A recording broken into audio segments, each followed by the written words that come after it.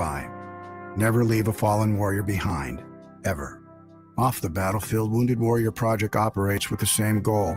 Wounded Warrior Project was created to help armed men and women returning home with the scars of war, whether those scars are physical or mental. Wounded Warrior Project. We never leave a fallen warrior behind, ever. Learn more about what we do at woundedwarriorproject.org. Life insurance. Why are you putting it off? Can't afford it? Too much hassle? Think you don't need it? There's lots of excuses for putting off life insurance. But if you weren't there, who would pay the mortgage and other bills? With Ethos, you could be covered in 10 minutes and boom, family protected. Ethos, fast and easy online term life insurance. Up to $2 million in coverage with no medical exam. Some policies as low as $1 a day. Answer a few health questions and get your free quote at ethos.com/play. That's ethos.com/play.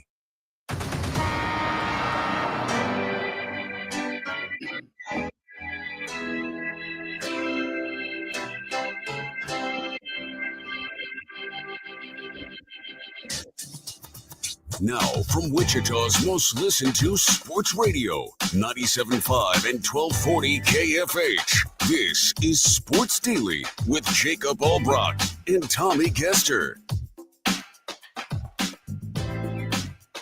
Well, hey there. Good morning, everybody. Welcome into Sports Daily. Glad to be here with you. It is a great Monday. Man, was it a busy sports weekend. Some expected, some a little unexpected, but we'll get you through it all today. A flurry of moves from the Kansas City Royals, both on the injury front, which is not good news, and they make their intentions clear on what they want to do the rest of this season. We will dig into all of it. Perfect timing to have our guy Jaylon Thompson, our Royals insider, stop by the show this morning because it is a lot, and all the same, they win a series and get it done. So we'll have that. The Aftershocks big winners last night.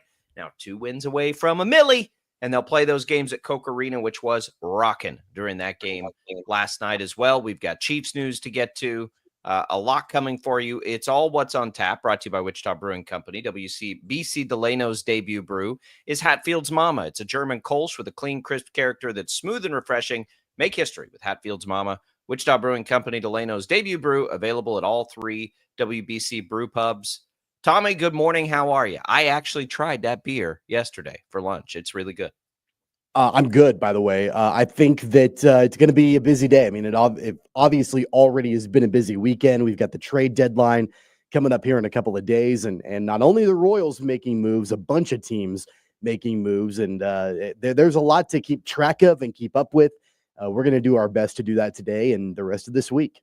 Yeah, it's been an interesting trade deadline. Some of the bigger players are likely already moving, maybe not on the board. Guys like Seth Lugo, who the Royals signed an extension to, and we'll dig in. So I'm glad we have Jaylon here this morning. You have all this happening for the Royals over the weekend. They get the series win, Tommy.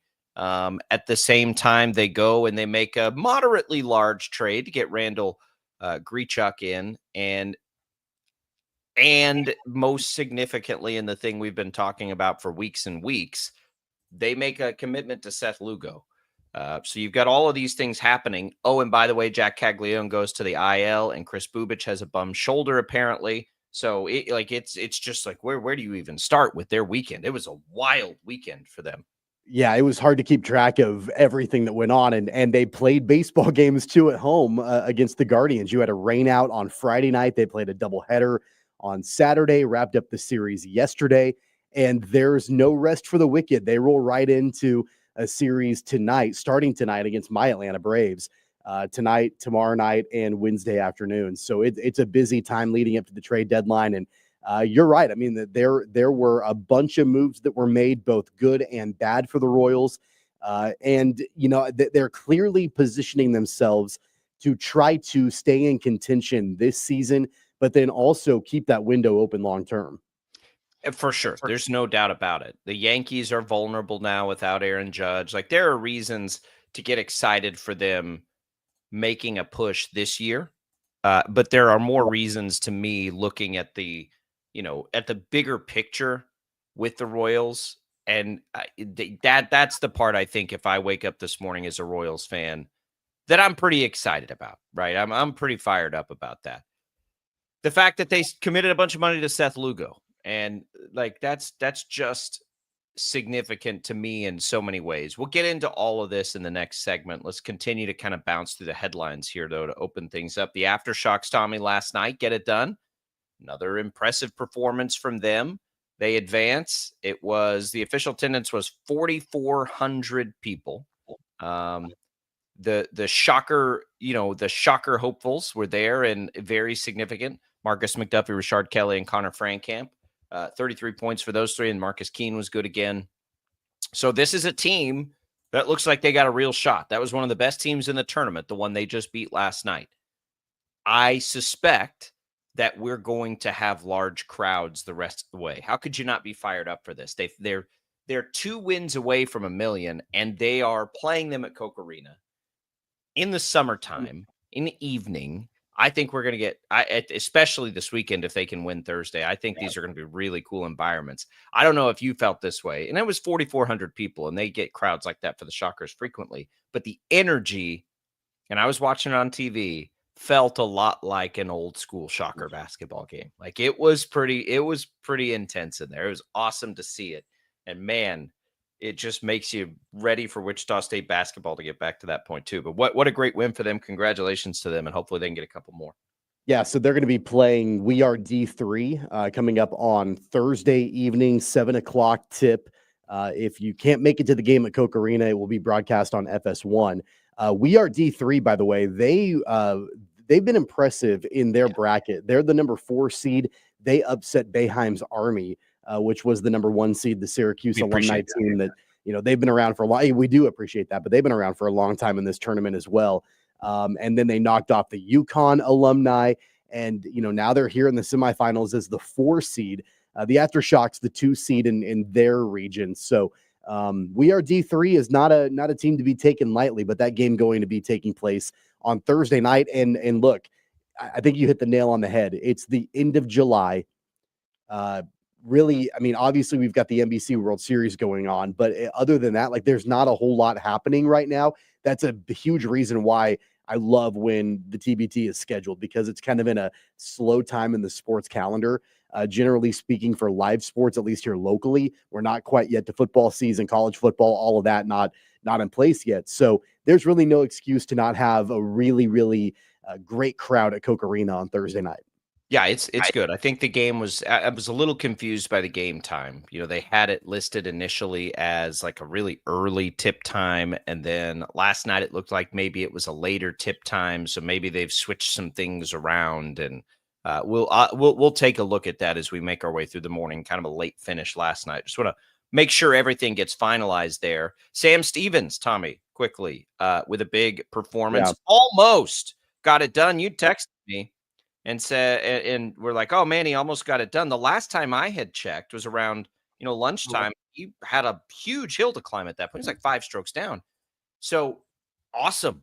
I mean, big payday for him. Really wished he, could have gotten the win there. But either way, like he had the lead after day 1, or he was up there. I think he was tied for first, and then just kind of stayed with it in a tournament where dudes were really scoring. So that was cool to see him all weekend long too. Yeah, he had an opportunity to birdie on 18, didn't make the putt, ultimately finished 1 stroke back of Kurt Kitayama at the 3M Open. I mentioned it to my wife last night. I think I posted it on social media. He's going to break through eventually. He's going to be a PGA Tour winner. Oh yeah. I mean, he's so close. He's knocking on the door. He's going to get it done. He's had a great season so far, and 1 shot away from at least getting into a playoff to potentially win that tournament. He's going to get there eventually. So we've got that going on. The Chiefs, camp continues. One small piece of news I think is interesting. Juwan Taylor was back, and he's in a rotation right now. And Andy Reid was asked directly, is there a competition there?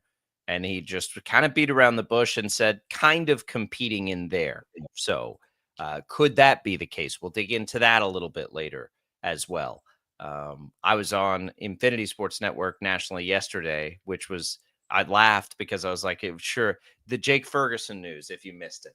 The Cowboys make a big signing, and it's not Micah Parsons. It happened while we were on the air as we were talking about defensive end contracts. It was just kind of funny. It was like, oh, wait, Cowboys big signing, and it's not Micah Parsons. I know we have people that love to make fun of the Cowboys, so we can maybe get to that. We may not have time for that today, but as much as we've talked about the disaster of some contractual stuff, I thought that was funny. There's a lot to get to. Most of it, though, today involves the Royals because they had a lot to talk about yesterday. So we'll get to it. Royals baseball, by the way, tonight returns. 6:30 coverage begins as they host the Braves. Tommy mentioned it. You can listen right here on KFH or at kfhradio.com or on the Odyssey app. We'll come back. We'll talk about all the things that happened with them this weekend next.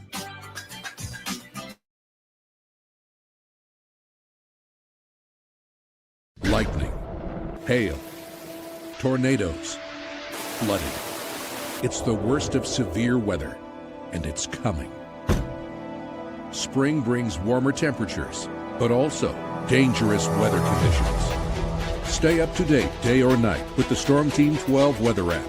You'll get accurate forecasts so you can plan ahead and stay safe, no matter the weather. Download the Storm Team 12 weather app, brought to you by Stutzman's Greenhouse. The future of television has arrived. Next Gen TV is here with stunning video, movie theater quality sound, enhanced voice clarity, and interactive features, all upgradable for the future. Learn more at watchnextgentv.com.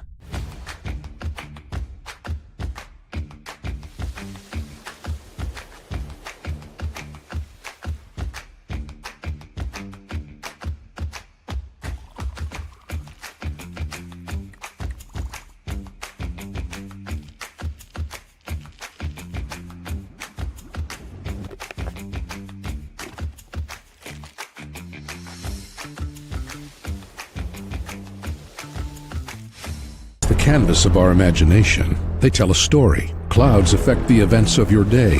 Sometimes they growl, sometimes they inspire, but they're always the messengers of nature's mood written in the sky. Storm Team 12 understands the language of clouds. We're dedicated to decoding their message so you know what to expect. Behind every cloud, there is a story waiting to be told. Trust Ross Jansen and Storm Team 12, alerting you first to the impact on your life. This is Rich Eisen. Check out The Rich Eisen Show, 11 until 2 on Wichita's #1 sports station, Kansas Fan Headquarters, 97.5 and 1240 KFH.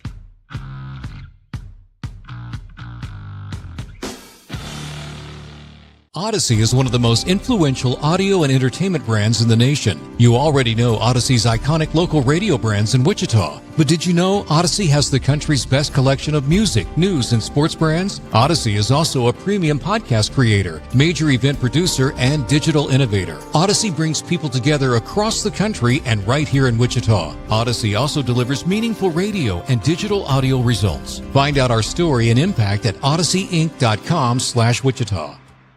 Make yourself known now! 831001 in traffic pursuit. Oh my God, here. Investigate TV Plus begins with real people. We investigate stories that impact you and inspire change every day. Something is broken. Real problems. Why are they hiding it? And real solutions. My daughter was dying in front of me. What was your reaction when he said that? Investigate TV Plus, weekdays at 3:30 p.m. on KWCH.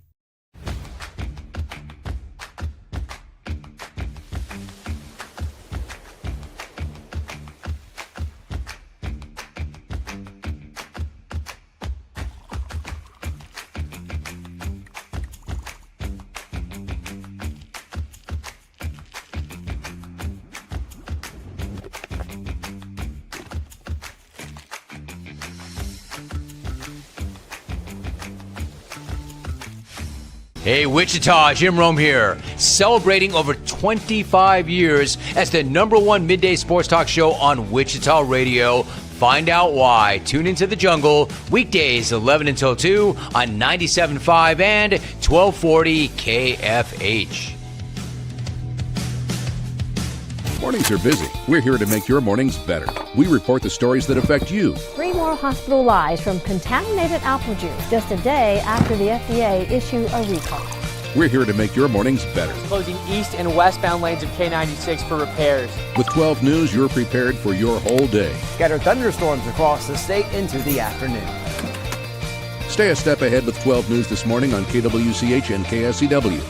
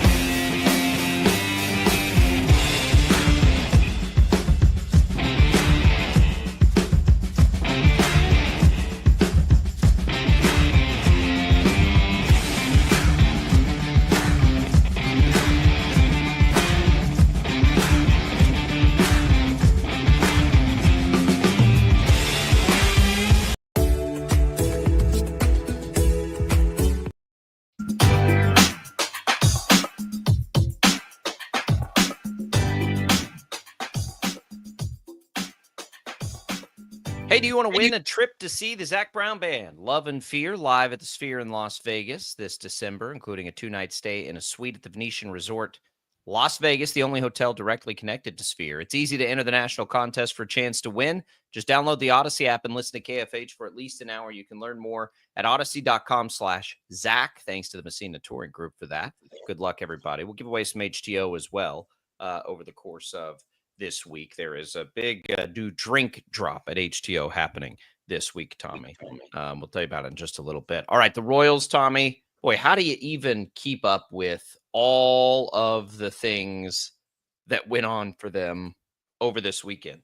I guess you start first and foremost with the fact that they won the series against Cleveland, right? The fact that they gained a half game in the wild card standings. They're now 4 games back. There are more teams gettable. Texas is on a heater. They have climbed back up there. But Seattle, didn't have a great weekend. The Yankees and the Red Sox are just kind of fluttering by. So the opportunity is there for Kansas City. And clearly, the ownership and the front office feels like they can go get this thing, Tommy.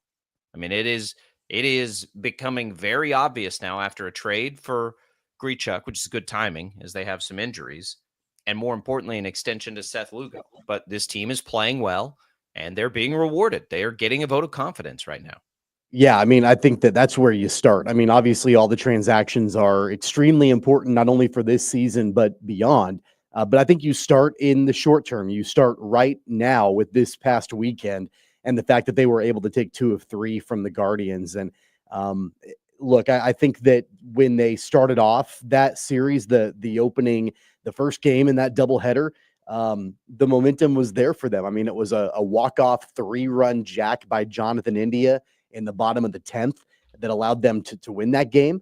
And you felt like, okay, like there's going to be some momentum here. And I know that they lost the nightcap in that doubleheader, but they fought to the end on that one. I mean, they were down big early and got back into the game and made it a game against the Guardians. And then I thought they looked really good yesterday. So all in all, you take 2 of 3 from a team that is right above you, not only in the wild card, but also in your division. And the fact that the Tigers, who are above them in the AL Central, they continue to not play very good baseball. And the Royals, I know that we're looking at what it's going to take for them to get into the wild card race. They find themselves only 8.5 games back in the AL Central. Is it likely that they get all the way back in the AL Central? Probably not.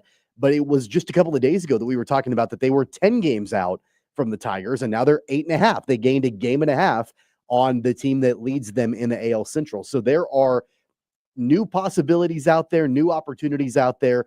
If they can get their sights set on, hey, not only could we potentially get back into the wild card race, but man, we could make it a race in the AL Central also down the stretch. I mean, that's exciting too. Of course, yeah. I mean, there's no question. Like it's all right there. And what I love is that they're pushing it in. When the Lugo news came down, I was so happy for the organization. The Lugo move is a move for the future, and it's a message to the team and to the fan base. There aren't very many teams. In fact, if you took away the Dodgers, I'm not sure any team has spent more money on the roster than the Royals have the last 2+ years here. They are putting their money where their mouth is. They're backing it up. You've got not just the Bobby Witt extension, which is just significant, but the initial signings of Waka and now extensions of Waka and Lugo, like all of this stuff they're doing, the early graduation of Jack Caglione, like they are showing us, I think, that they mean business. These aren't the old days, and they have a commitment to winning here. And I think if nothing else, regardless of what happens this year, if you're a Royals fan, whether these are the right moves or the wrong moves for this year and whether they can ultimately get there, just know that they're trying. Because for so many years, they really weren't trying, or it didn't feel like they were trying, right? And so I think more than anything else, that's the takeaway for me over the weekend is like, man, they really want to win. And that's saying something in baseball. You can't say that about every organization. My first thought when the signing came down last night was that, number one, I was thrilled.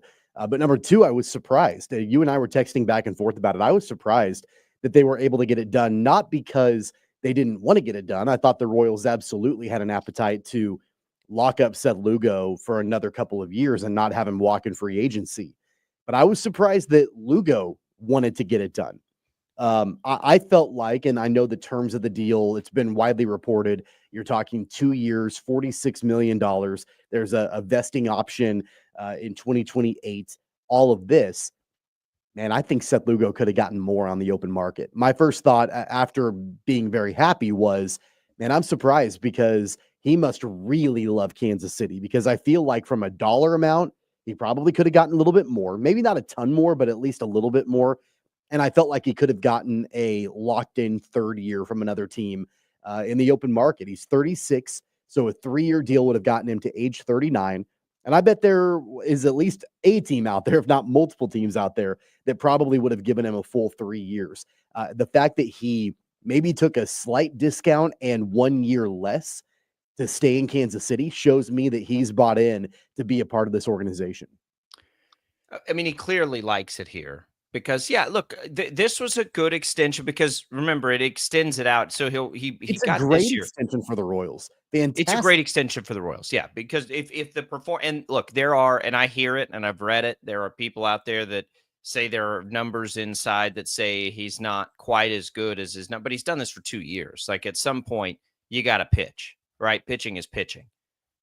He didn't take a year off this year, so it's basically the equivalent of him walking away from his player option and then getting a $3 million signing bonus and a $20 million salary. There is then a third, right, Tommy, an option year that would be for $17 million. So they would either pay the $17 million or buy him out for $3 million. So he doesn't have to be as good as he is now to be worth 3 years from now to be worth $17 million. So that's a pretty good team option for the Royals too. He's 35 years old. So would he have gone to the open market and gotten a better deal than 2 years, $43 million with a player option essentially, or with a team option for $17 million? I think, yeah. I think he probably could have. It would be really close, probably. Really close. Like there are pitchers, we kind of thought the market, and I've said this before, 3 years, $75 million is kind of where I thought he'd land in free agency. He is a little older than some of the guys that have done that, and his peripheral numbers aren't quite as good as a guy like Nathan Eovaldi's, let's say. But like Robbie Ray signed these deals. Lugo's been far more consistent than a guy like Robbie Ray. So he probably could have, somebody would have got desperate and maybe they bump it up to 2 years, $50 million with a team option at another year, whatever it is. But it was so close. And we've said this from the beginning. Like it really felt like there was a chance that they could extend him. We don't always get this. Like that's what's also so strange about this. All the discussions we've had about Lugo in the last 2 months have been, man, and I suppose there's a chance, if they don't trade him, they could always extend him. I didn't know that it would get done in the middle of the season, that they would get the contract extension done. So clearly that conversation was a part of this. How many weeks now have we been hearing other teams don't expect Lugo to be out there? It's been 2 weeks since we started hearing that, which means our hunch was correct. When he was And how initially often thought of as a trade candidate, they clearly started to have the conversation of, man, we'd love to keep you. Like, otherwise we might have to. So where are you at with it? Like, obviously they started having that talk. How often do we hear of multi-year contract extensions in Major League Baseball in the middle of the year? For Right before the 35-year-olds? For 35-year-olds. It doesn't happen hardly at all. And I think that clearly the Royals were telegraphing to other teams out there that, look, we're working on this, and we're not. It's going to have to absolutely blow us away for us to stop talking about an extension with Seth Lugo. There is one little caveat that I did think about last night after the news came out. I have no basis to, no knowledge, insider knowledge of any of this, but there was a little thought that I had. I don't know if they're able to get an extension done right now or have the appetite to do an extension right now if they felt confident about the long-term health of Cole Reagans, if they felt confident about the long-term health of Chris Bubich, if they felt confident about the long-term health of Daniel Lynch. There are, and then you've got other pitchers that really have not been around at all this season that had been projected as starters for them. The long-term health of Alec Marsh, the long-term health of Kyle Wright. Like, there are guys that have been on the shelf for a while that I think at the beginning of the year had penciled in to be contributors in this rotation. And so that's not a bad thing necessarily, because you love having Seth Lugo, but knowing the fact that his contract was going to more than likely not be around after this season, it wasn't going to be up, but he was going to probably decline the player option.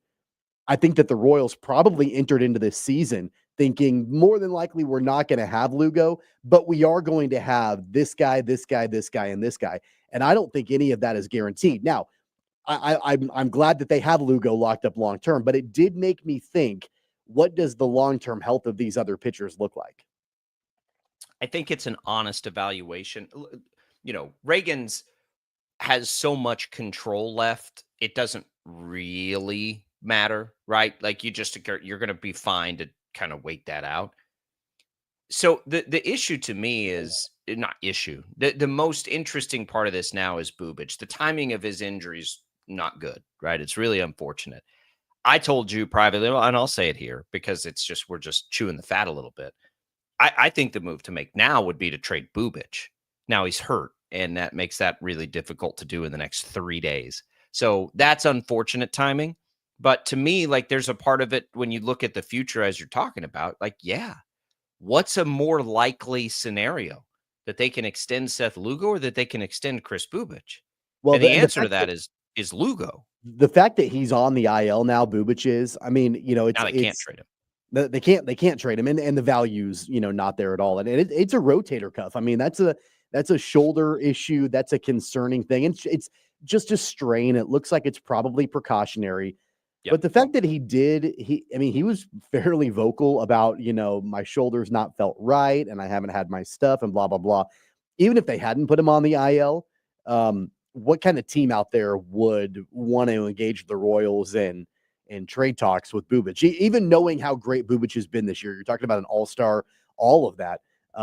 That's an extremely risky move to make for a contender out there, because look, anybody that's going to be interested in acquiring Chris Bubich, and I know it's all null and void now because he's on the IL, but any team that would want to acquire him is going to be a contender, and they're going to need him down the stretch. And the fact that even if he wasn't on the IL, dealing with a rotator cuff type thing, that's a risky proposition. And so, first off, it can't happen now. But even if he wasn't on the IL, I have a hard time thinking that the Royals would have been able to move him. Well, if he wasn't hurt, they could have moved him. If he was hurt, he is. You're right. So, like, that to me, it's more about, and I love the story of Chris Bubich. I really like Chris Bubich. I actually think Chris Bubich has staying power and will be good as long as this injury is not something.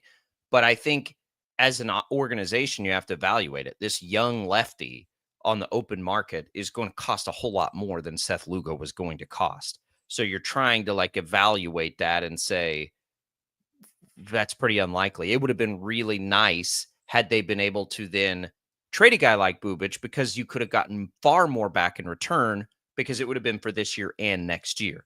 It's not a bad thing that, and also the Royals can get him next year too.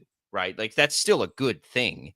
And he can help them win next year. They're setting themselves up for a lot of success next year. Like their rotation now would in theory be locked in with the addition of Noah Cameron, because Michael Lorenzen will probably walk, also hurt right now, by the way. But Lorenzen you would let walk, and then you'd have your 5-man rotation set now. There aren't very many teams in baseball that get to start years that way and say, oh, we don't have any questions on the rotation or in the bullpen, quite frankly. The Royals have one little need that could help them a great deal, but it is a small need. There's one spot in their lineup that isn't set, right? Just one. And they went out and they added Grichuk, and he should be good. He'll at least be situationally good, even if he only, hits in situations against certain handed pitchers or whatever. Like he'll still help the team. But again, like that, the offensive help for this team wasn't coming from a bat they were going to acquire. It was going to come internally. Jack Caglione's out. Can you believe we're going to sit here today and be like, oh man, I'm glad they got MJ Melendez called back up, like as some reinforcements. It's the truth, though. Yeah. So, I mean, did you watch any of his at bats over the weekend? And at least it was in the opening game. I watched that game from start to finish, and I think he swung at the first pitch every single time up to bat. And there was one. I mean, there was one in the bottom of the ninth that looked like he had gotten a hold of it, and it was going to leave, and he was going to have a walk off to win the game. And it went to the track. It didn't get all the way out. But he was making good contact with the ball, I guess. They need the reinforcements there for sure. I think at this point now, knowing that they went out and acquired Grichuk, and they've got Lugo locked up, if the Royals make any more moves, you have to switch gears and look just at pitching. Like you have to look at how can you strengthen and bolster that rotation. Because Reagans and Lorenzen and now Bubic, and like you've got Rich Hill starting games now, for the Royals and all of that. I mean, you have to have a little bit more depth at a spot where you've had depth all season, but now you shockingly don't anymore. And so if the Royals are going to find their way back into this race, and they're not too far out from it, you need some help in that rotation, at least to eat up innings. There's no question about it. I mean, they just need and they need the bullpen to get healthy. And we saw Hunter. Oh yeah, Hunter Harvey's back. Yeah. Oh yeah, like all the things that happened this weekend. Lots gone on over the last couple of days. Yeah, he's back. They are a little thin in the rotation right now. But remember when they signed Rich Hill? You're like, man, it feels like that's going to be significant. Like we're all joking about his age, and it felt like that was going to be significant.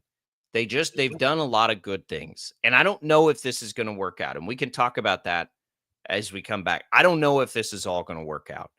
But man, that you want to talk about an organization that is just absolutely pot committed to winning baseball games. Like it's refreshing. Like other teams do this. If this was every year, it wouldn't be that big a deal. But it hasn't been every year for the Royals organization. And so back to the original point. I'm a Royals fan today. Are you not fired up about how badly this ownership group and front office wants to win right now? I mean, you'd have to be. The number of times over the years, and I've been a Royals fan and follower basically my entire life, the number of times that you've had really productive players, really talented players that they're coming up to the end of a contract and you're like, well, there is not a chance in hell that the Royals will either re-sign that person, lock them up long-term. It's either they're going to walk at the end of the contract or they're going to trade them. Like that happens every single time. And it's a new era of Royals baseball where they find somebody productive and they're like, we've got to keep this guy and we're going to spend the money to lock them up. 869-1240. You can chime in. You can leave comments, Facebook, YouTube, X. We'll get to some of those and continue the conversation when we return. Don't go away. More Sports Daily coming right up.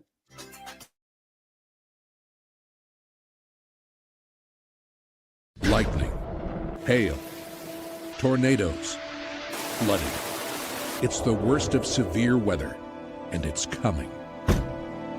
Spring brings warmer temperatures, but also dangerous weather conditions. Stay up to date day or night with the Storm Team 12 weather app. You'll get accurate forecasts, so you can plan ahead and stay safe, no matter the weather. Download the Storm Team 12 weather app, brought to you by Stutzman's Greenhouse. The future of television has arrived. Next Gen TV is here with stunning video, movie theater quality sound, enhanced voice clarity, and interactive features, all upgradable for the future. Learn more at watchnextgentv.com.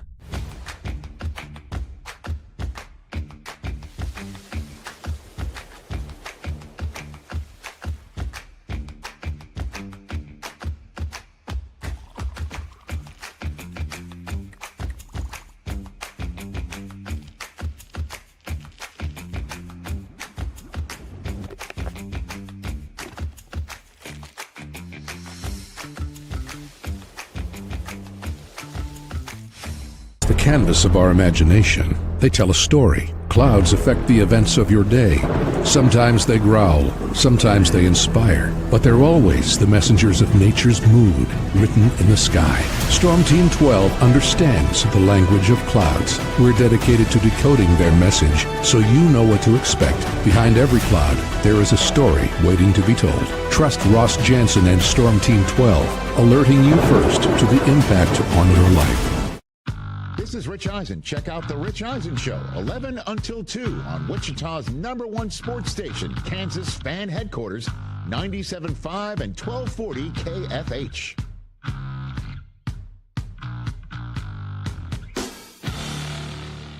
Odyssey is one of the most influential audio and entertainment brands in the nation. You already know Odyssey's iconic local radio brands in Wichita. But did you know Odyssey has the country's best collection of music, news, and sports brands? Odyssey is also a premium podcast creator, major event producer, and digital innovator. Odyssey brings people together across the country and right here in Wichita. Odyssey also delivers meaningful radio and digital audio results. Find out our story and impact at odysseyinc.com/Wichita. Make yourself known now. 83101 in traffic pursuit. Oh my God, here. Investigate TV Plus begins with real people.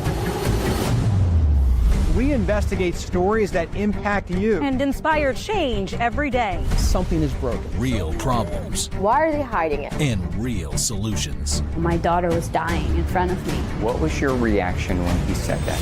Investigate TV Plus, weekdays at 3:30 p.m. on KWCH.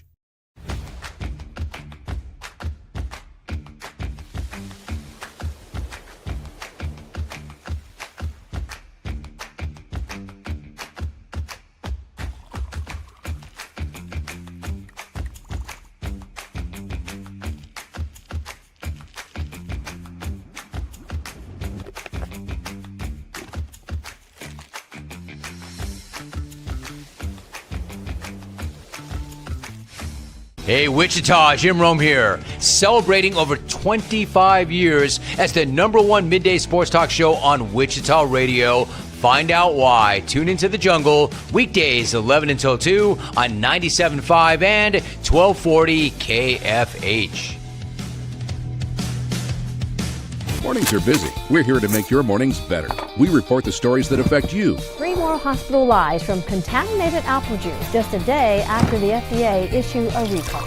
We're here to make your mornings better. Closing east and westbound lanes of K96 for repairs. With 12 News, you're prepared for your whole day. Scattered thunderstorms across the state into the afternoon. Stay a step ahead with 12 News this morning on KWCH and KSCW.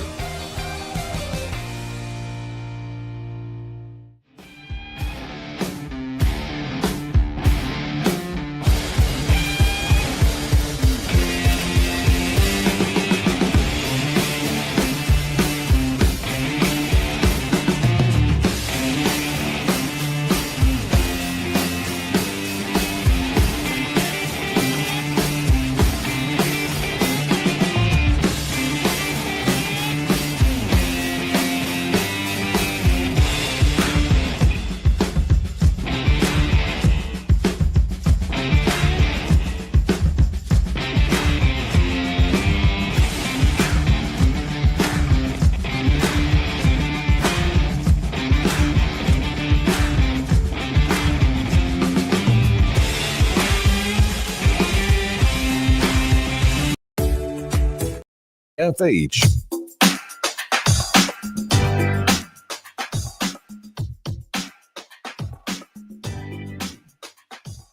All right, welcome back in, everybody, to Sports Daily. Jacob Albrock, Tommy Castor with you here on a Monday morning. Hope you had a great weekend. It was a busy weekend, all kinds of crazy stuff happening. Aftershocks get a win. Sam Stevens almost gets a win. A couple of little nuggets from Chiefs training camp we'll get into. Jaylon Thompson is going to join us in our next hour to help us with all this Royals news. Let's kind of make our way back to the Royals. I think we have all the things of significance away from them playing baseball games that happened over the weekend, and it was a lot. Now let's talk about the baseball that they did play. They get 2 or 3 from Cleveland. They do a nice job yesterday. Noah Cameron's really, really solid again yesterday. Michael Garcia and Bobby Witt Jr. with some big offense in the game, and they continue, Tommy, to just – it's kind of different guys. Like it's a really good feel right now for this offense, just making their way through. Different guys are contributing. It doesn't feel so, daunting and overwhelming. They get, plenty of runs, I think, in a series against a team that can pitch. They go 5 runs, 4 runs, 4 runs. If they can consistently score 4 runs, Tommy, or more, but consistently get to 4, as much as their pitching staff is kind of hobbling right now, I still think that's going to lead to a lot of wins. So the offensive production in July, we're almost a month into this thing, has been consistent enough. Are we comfortable to say it's finally turned that corner? It took a long time, but it does feel like they are doing now what we thought they would be offensively, which isn't elite. It's not the best, but it's good, right? It's average to maybe slightly above average when they're doing what they should be doing. And that's what it's felt like in July. Yeah, I mean, I think that you've got to be concerned about what ends up happening with Jack Caglione and how long is he on the shelf. I know he's on the 10-day IL right now, but it's a hamstring, and those things that can linger for a while. And I know that, the offense hadn't been there, like really consistently for Jack Caglione, and maybe getting a little bit of rest isn't the worst thing in the world for him.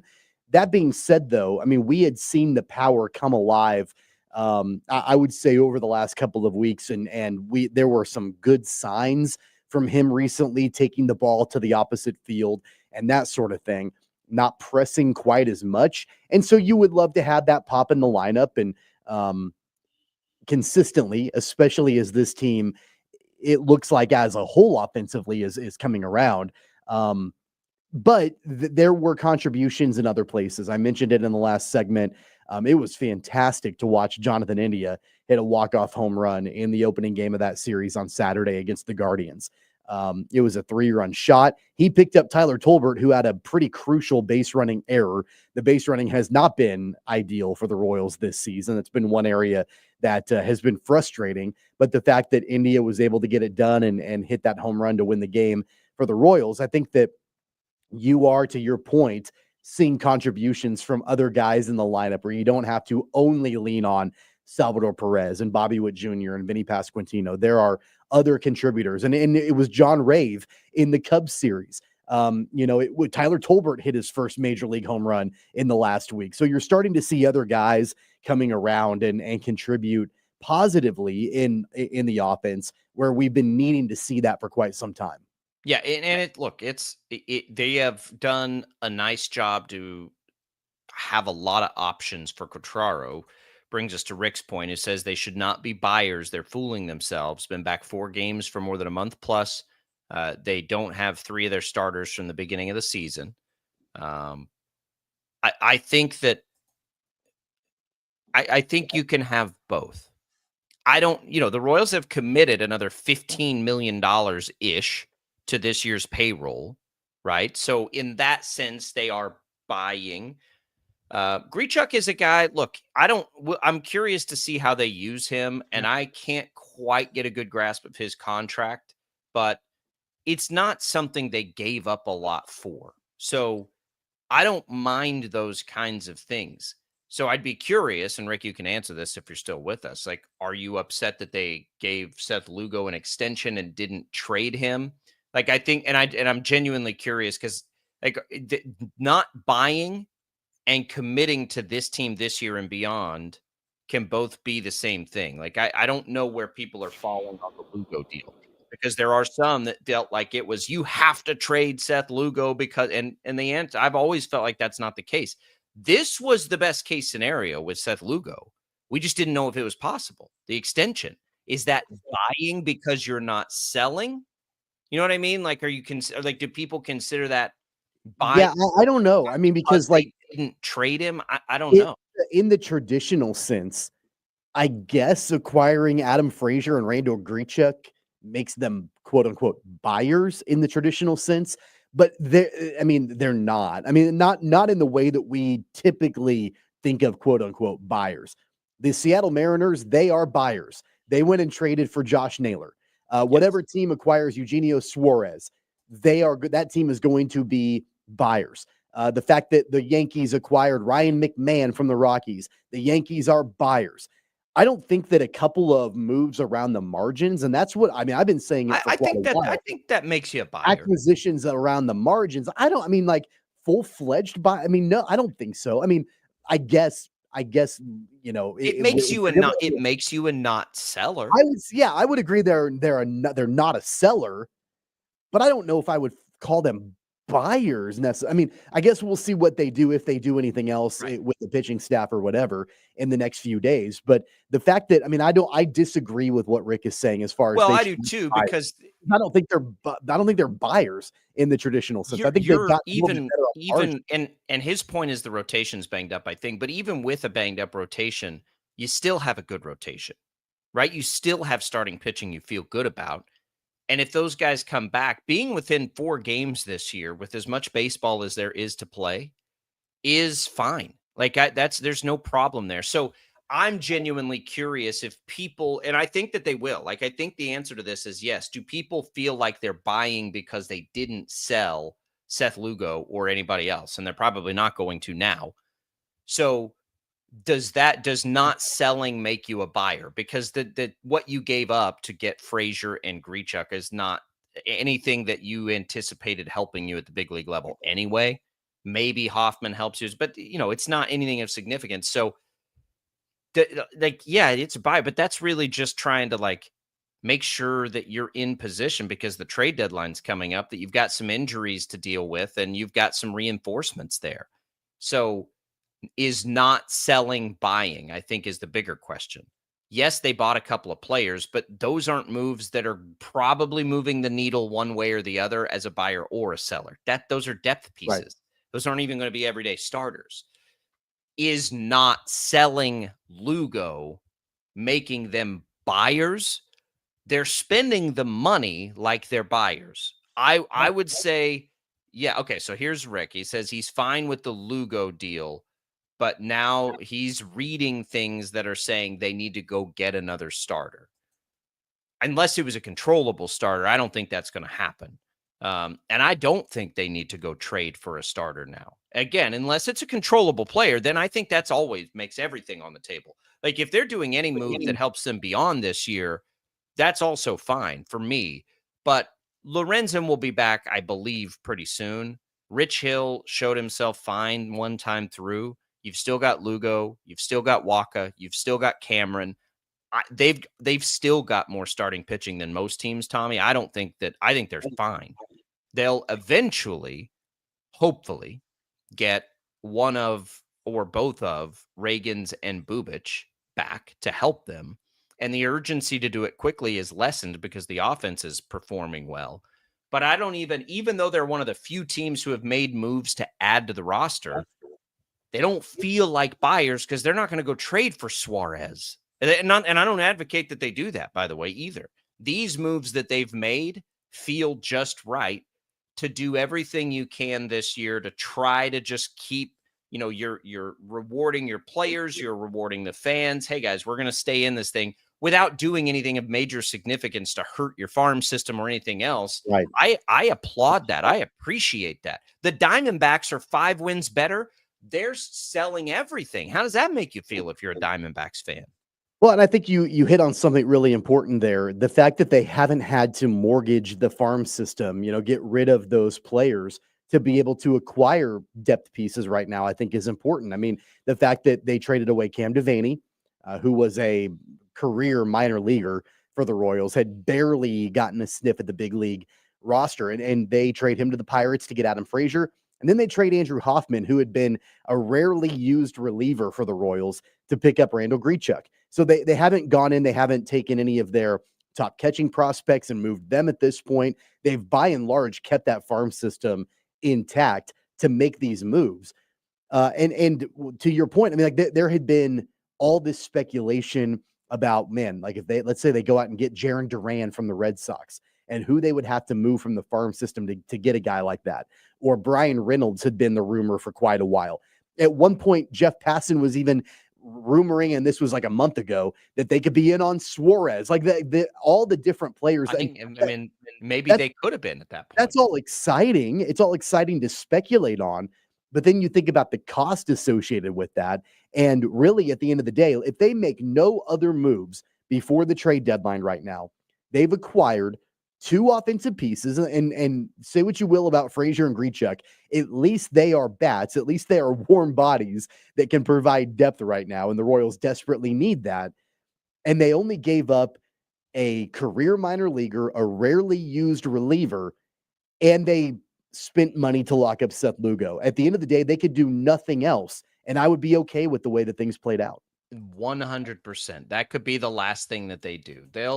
This will all feel like a win because Lugo's going to still be there. And they haven't taken anything away from the big league roster to prevent them from making a run at this.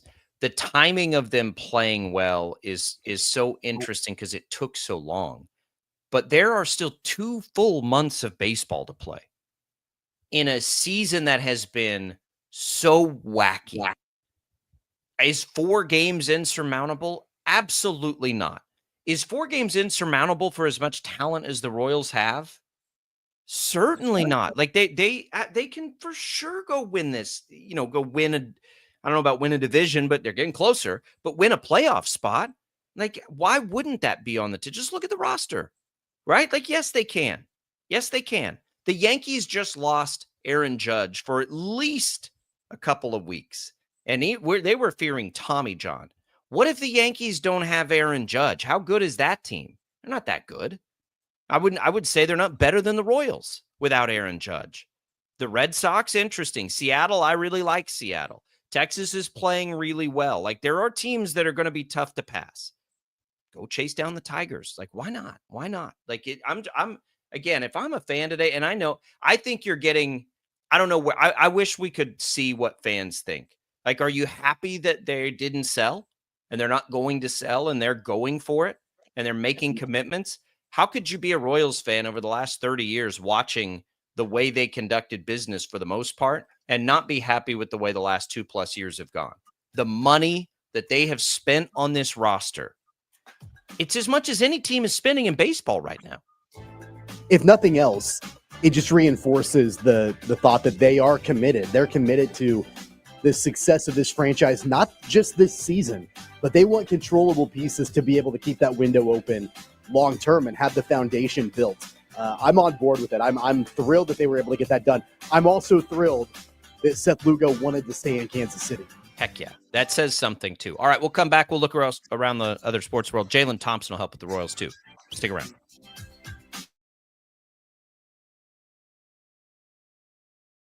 Lightning, hail, tornadoes, flooding. It's the worst of severe weather, and it's coming. Spring brings warmer temperatures, but also dangerous weather conditions. Stay up to date day or night with the Storm Team 12 weather app. You'll get accurate forecasts, so you can plan ahead and stay safe, no matter the weather. Download the Storm Team 12 weather app, brought to you by Stutzman's Greenhouse. The future of television has arrived. Next Gen TV is here with stunning video, movie theater quality sound, enhanced voice clarity, and interactive features, all upgradable for the future. Learn more at watchnextgentv.com.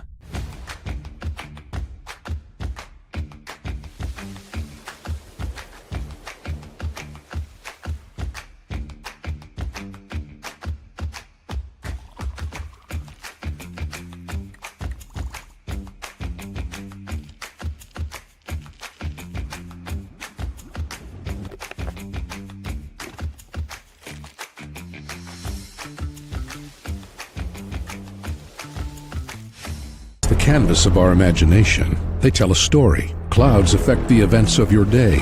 Sometimes they growl, sometimes they inspire, but they're always the messengers of nature's mood written in the sky. Storm Team 12 understands the language of clouds. We're dedicated to decoding their message so you know what to expect. Behind every cloud, there is a story waiting to be told. Trust Ross Jansen and Storm Team 12, alerting you first to the impact on your life. This is Rich Eisen. Check out The Rich Eisen Show, 11 until 2 on Wichita's #1 sports station, Kansas Fan Headquarters, 97.5 and 1240 KFH.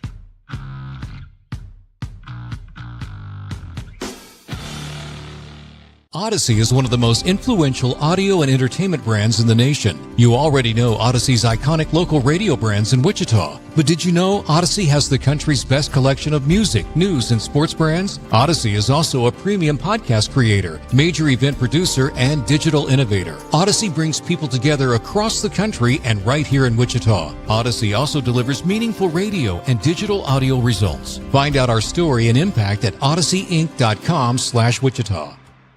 Make yourself known now. 83101 in traffic pursuit. Oh my God, here. Investigate TV Plus begins with real people. We investigate stories that impact you. And inspire change every day. Something is broken. Real problems. Why are they hiding it? And real solutions. My daughter was dying in front of me. What was your reaction when he said that? Investigate TV Plus, weekdays at 3:30 p.m. on KWCH.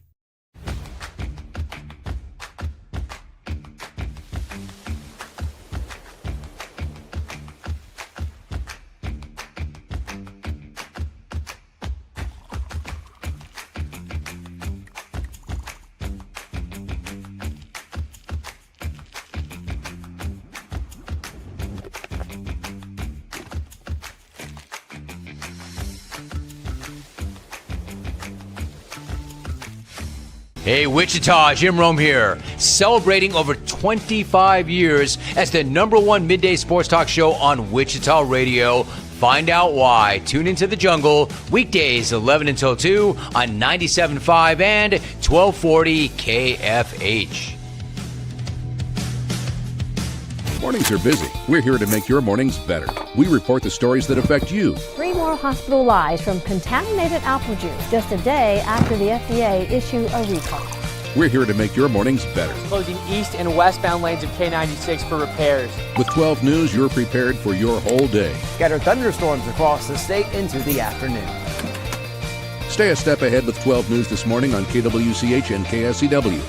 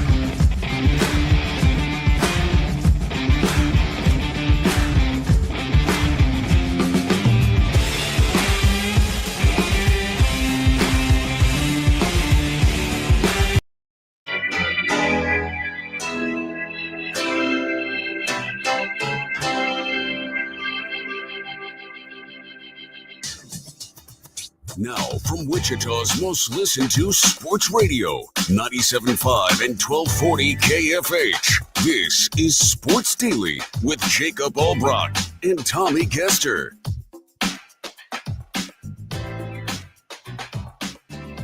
All right, welcome in, everybody, for another hour of Sports Daily. Glad to be here with you. We've been talking a lot of Royals today. We'll continue that conversation with our Royals insider, Jaylon Thompson, coming up later this hour. He's beat reporter for the KC Star.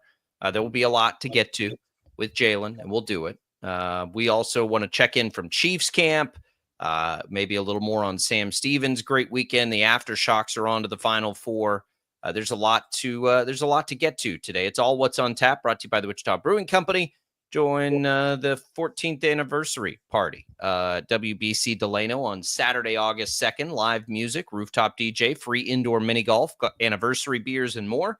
WBC Pizza and Beer, made here for 14 years. Happy anniversary incoming for them. Tommy, we come back and man, we'll get back to all this Royal stuff. Let's talk a little bit about Chiefs training camp here.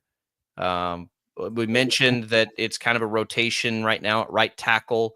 We're curious to see how that shakes out. I don't know what to expect there, except if you're the Chiefs, what do you owe to Jaylon Taylor at this point? You got to just play your best tackles after what we saw last year. And I think there is at least a decent chance your best tackles do not include him as a starter. Decent chance. Yeah, I had this thought when found out that he was back on the field during training camp. And my thought was he's maybe rushing himself back because he knows that if he doesn't play, he's going to find himself out of a job. And so he doesn't have the luxury to sit back with that contract that he's got and just not play and be like, hey, I'm still going to get paid. And they don't really have any other option at right tackle. So I'm going to nurse my way back to health. I think he's coming back because he's like, well, man, if I don't get out there, then it could very well be Jalen Moore that takes my spot and plays this season. They don't owe him anything right now. The contract is massive. They're not going to renew it. He's going to walk. And I know I'm negative about Jaylon Taylor a lot. I don't know the guy. I have no, ill will towards him whatsoever. But they're paying him far too much money. They always have. We've known that since day one. And he's a penalty machine. And so the Chiefs don't owe him anything. They owe it to themselves to find the best offensive line that they possibly can for this season and see what they have in a guy like Jalen Moore to potentially be the future right tackle after this season. I don't know if that's likely or not, but we'll find out and we'll see if they've got something in him. Well, look, Jaylon Taylor may be the better right tackle. That's great too. I just like that they have options. They are in pads now today. I believe today is the second day of pads. So that may have something to do with Taylor getting there, but lighting a fire under any player's butt's not a bad thing. I hope they have 3 usable tackles because you've got a rookie on one side coming off a significant injury. You've got an completely unknown, never been a full-time starter guy in the mix too, and then Jaylon Taylor. So I'm glad he's there, and I hope he's back healthy. But it is interesting to hear that, without saying it directly, that, it's a competition. So may the best man win. Other interesting things, there have been a lot of buzz about Omar Norman Lott. Tommy, you've been calling his name for a while. It sounds like he is above scale. He's been running with starters. And there were people that thought the Chiefs reached on him. So that's also of significance to sort of reinforce that defense a little bit. He's been one of the buzziest players out there. And another guy that's getting a lot of positive feedback is Jalen Royals. People are talking about Jalen Royals that you don't even see normally, dealing with the Chiefs and stuff, that he's a quick learner and everything. Boy, that'd be handy with the Rashee Rice situation looming. We still don't even know what's going on with that. So Royals coming along quickly is also a nice thing to be hearing about this time of year. But, right now, the Chiefs, I would say training camp has been a success. And Norman Lott, by the way, tweaked his ankle, but he came back. So we don't think he's going to miss anything. But it's been generally all positive so far for the Chiefs. Just keep holding your breath if you're a Chiefs fan. Yeah, I noticed that he did get injured on Friday in training camp, and I haven't heard any other reports about it. I mean, it doesn't sound like it was that huge. Andy Reid talked about it. He's back. He's not worried about it. Good, because I do think that having somebody opposite of Chris Jones that can be impactful is important. We talk about how dynamic Chris Jones has been and currently is, and I don't think that that's going to end anytime soon, but it's not like Chris Jones is a spring chicken out there. So if you can draft a guy in Omar Norman Lott who can be impactful on the defensive line as well, long-term, not just for this season, but can grow into a pretty prominent role. And I don't know if he will or not, but they like him quite a bit. And he's running out there with the first team and all of that. Then I think you feel a lot more comfortable with the continuity of that defensive line long-term for years to come. So I do think he's a fairly critical piece on that defense, not only for this year, but beyond. Yeah, I think so. I think so. Otherwise, for Chiefs camp, I mean, is there anything else that you're watching super close? We're obviously waiting on the Rice news. There's not really anything to watch for that. We're just kind of waiting for the ball to drop. To me, it's pretty much just that tackle rotation right now, especially now that we're in pads. Like, how are those guys looking? In some cases, with Jawan Taylor coming off of an injury and Josh Simmons coming off an injury, like, what do they look like physically? Like, do they look like they're back 100%? And then Jaylon Moore, is he going to be able to potentially start? He's never done that before. He's done it, in relief of Trent Williams, but is he going to be able to get in there and do it? That's sort of what we're watching right now. We continue to hear reports that Travis Kelce looks as good as he's ever looked. I think I've been on with that. To me, he's going to be a receiver this year. I think he's going to put up pretty good numbers, Tommy. Like, I think if you tell that guy, like, we just want you to kind of lock in there, like, I bet you we see him split out wide more. It just feels like everything with the way he looks physically, the things that people are saying, the fact that they brought in a guy like Tunyon, another tight end. Like, to me, it's like, just leave the blocking to other people. Travis Kelce. They get out there and make plays, be the security blanket for Mahomes, make the play when a play to the receiver breaks down. Let's get you back to a red zone threat. And I feel like he's being slept on a little bit. I could see a pretty big offensive year for him.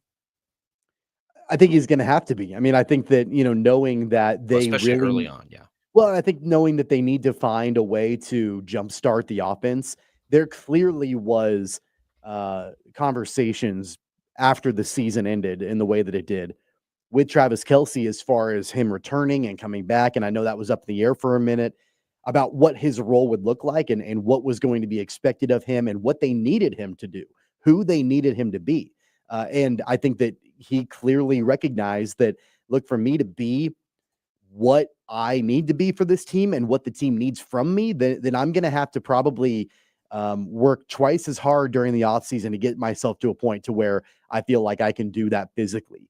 And I feel like if he had not been committed to that, we wouldn't see him back. I don't think that Travis Kelce is the kind of player that is going to be a shell of his former self. And so I think that going out and getting himself into the best shape he's been in maybe ever, and knowing that schematically the role might be a little bit different and a little bit more involved for him, clearly shows that they feel like he's going to be a key contributor this year. I don't even like when we say and we're not like there's a lot of chatter about best shape ever. But to me, like, it's different shape. If you tell him he's not going to have to sit up there and block defensive ends and defensive linemen, yeah, probably losing a little weight, working on speed and explosiveness instead of power is going to make a difference. It's going to make him look different, but that's what makes me think his role will be very different, right? I think that if I'm the coaching staff and Travis Kelce is older than most tight ends are still playing football, and you're still expecting him to be a big part of the passing game, don't you just say, forget it, man. Like, just be a receiver. Like, that's what we need you to do. We'll have other people pick up the slack from this other thing that you've done your entire career, which is be an effective blocker, right? Which is such a big part of what tight ends do. We'll get that covered. We'll do that with some other people. We want you to come back next year and be a receiving threat. Then it makes sense. Explosion. I was talking to Brandon Zenner. He said there were a couple plays where he looked faster than he's looked and for a long time. Well, that's because they're allowing him to be, right? I think it's role based. I don't think it's because he was, bebopping around on a private jet with his very famous girlfriend the offseason before. I don't think it was any of that. I think they're asking him to do something a little different than he's ever done.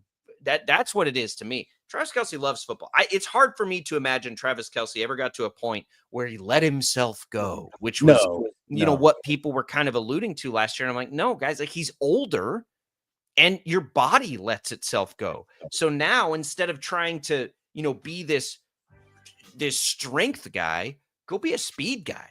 Like, go get yourself ready to be a bigger receiving threat this year. And that's what keeps like sticking in my head. Like, I feel like he's going to have a big year as a receiver. Like, I think it's being slept on a little bit.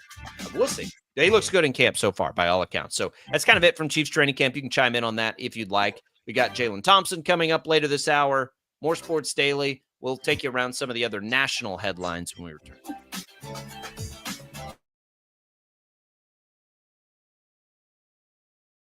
Lightning, hail, tornadoes, flooding. It's the worst of severe weather, and it's coming. Spring brings warmer temperatures, but also dangerous weather conditions. Stay up to date day or night with the Storm Team 12 weather app. You'll get accurate forecasts, so you can plan ahead and stay safe, no matter the weather. Download the Storm Team 12 weather app, brought to you by Stutzman's Greenhouse. The future of television has arrived. Next Gen TV is here with stunning video, movie theater quality sound, enhanced voice clarity, and interactive features, all upgradable for the future. Learn more at watchnextgentv.com.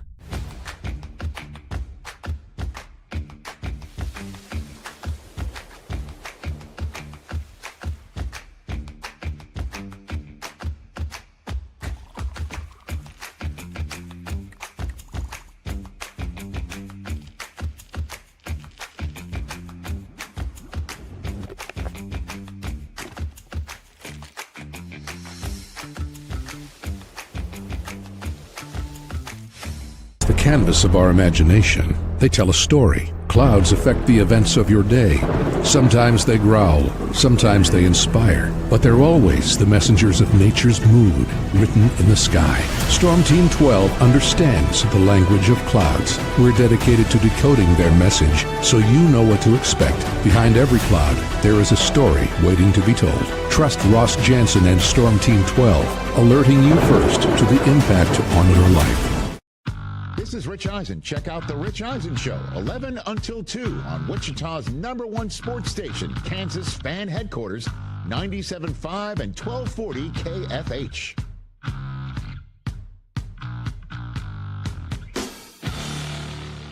Odyssey is one of the most influential audio and entertainment brands in the nation. You already know Odyssey's iconic local radio brands in Wichita. But did you know Odyssey has the country's best collection of music, news, and sports brands? Odyssey is also a premium podcast creator, major event producer, and digital innovator. Odyssey brings people together across the country and right here in Wichita. Odyssey also delivers meaningful radio and digital audio results. Find out our story and impact at odysseyinc.com/Wichita.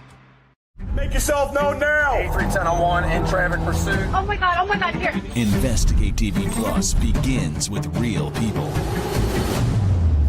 We investigate stories that impact you. And inspire change every day. Something is broken. Real problems. Why are they hiding it? And real solutions. My daughter was dying in front of me. What was your reaction when he said that? Investigate TV Plus, weekdays at 3:30 p.m. on KWCH.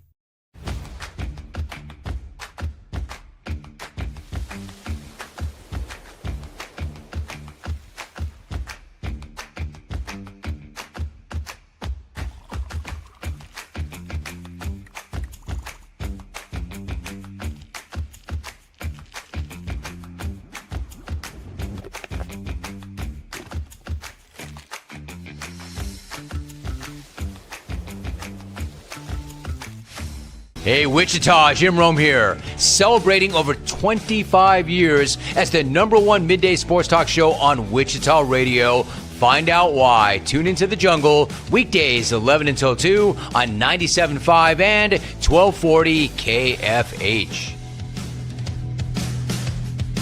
Mornings are busy. We're here to make your mornings better. We report the stories that affect you. 3 more hospitalized from contaminated apple juice just a day after the FDA issued a recall.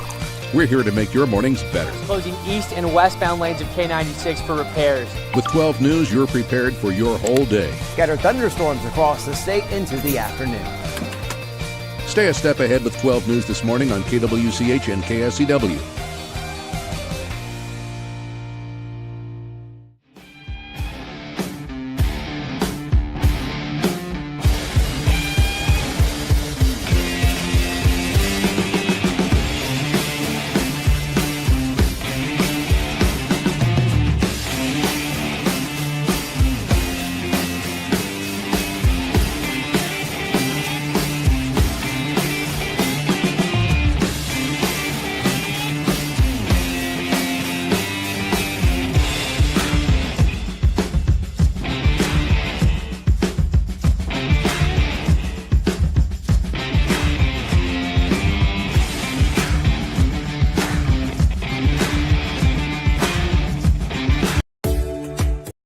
KFH. Hey, you want to win some HTO? You can do that right now. Just text the keyword T to 20357, T to 20357. You can enter once per day. Message and data rates apply.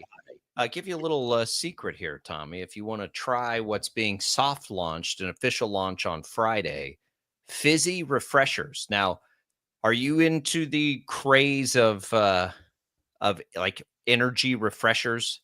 No. It's the big hit this summer. Everybody's doing it. HTO's been doing them too. We're about to roll out some fizzy refreshers, which means they're carbonated refresher drinks. So if you're into that, you want to try that, they'll be soft launched this week until Friday when they go out officially. So keep an eye out on that. But if you want to win an iced tea, very different. You can text that keyword T to 20357. Good luck, everybody. We come back in here to Sports Daily, Tommy. Elsewhere in the sports world, to me, it's kind of NFL news season. And I think for us, like, it's what teams might be a threat to Kansas City. Like, what do we need to be paying attention to in this league that's always interesting in general? Terry McLaurin being part of the Commanders this year, do you consider the Commanders a threat to the Chiefs? If you do, they're going to need him. He wants money. He's 29 years old. They've kind of pushed it all in this offseason. I'm surprised this contract situation has gotten to this point. But he did show up to camp. I just like, are you really going to go all in like you are and let that dude who's maybe your best player outside of Jaden Daniels be disgruntled? I don't think it would take much to get that deal settled out if you're the Commanders. They've got room against the cap this year. Like, I think that's a simple one that I'm a little surprised it's getting to this point. Yeah, I think the bigger story is how long will he be on the shelf? He's on the PUP list right now. Yeah. And I know that I think they're going to get him re-signed. I don't think it's going to be that super contentious of a thing. I mean, he already reported to camp when there were reports he was going to hold out long-term. He's already at camp. I think they'll get him re-signed, but then the question becomes, how long is he going to be injured, and what does that recovery look like? Do I think that they are a threat to the Chiefs? I mean, I think that they're a contender in the NFC, but yes, they're going to have to get all the way to the finish line to be a threat to the Chiefs. So, I mean, I don't really connect those dots necessarily, but I do think that they are a contender. I like them a lot. I know that the basis of this argument that I've heard from people that, like they're going to regress and Jaden Daniels in year 2. The only argument in that is you're thinking Jaden Daniels and CJ Stroud are the same person, and they're not. They're not the same person at all. And like, you can't say that just because CJ Stroud and the Texans had a regression in year number 2 for him and that team, that the exact same thing is going to happen for Jaden Daniels and the Redskins. I mean, no, I don't. I think that's a little unfair because I fall in that camp too. It's not because of CJ Stroud necessarily. It's because of the leap that team took last year to 12 wins.